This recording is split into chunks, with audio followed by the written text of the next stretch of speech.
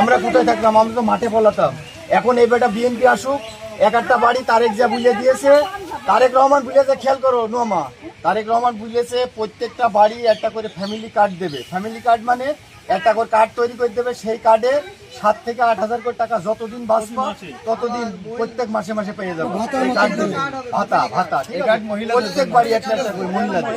এছাড়া আমরা যে 17-18 বছর যে মাঠে পলালাম, এই কথাটা মাথায় রেখে কারুর কথা শোনা যাবে না। ভোট সব ধানের সিজি দিতে হবে, ঠিক আছে? 100% শেষ হয়েছে। ভোটটা এবারটা মজিদ ভাই দিও, ঠিক আছে? ধানের ঠিক মাথায়, ঠিক আছে? আমি আসছি, এসে তারপরে আলামিনীর মার ফেজের সাথে মিল আসতো, আলামিনীর মার ফেজের সাথে মিল আসতো। হ্যাঁ, ধর এটা হাতে ধর, ধরো ধরো ধরো, এই যে শহীদ হয়েছেন।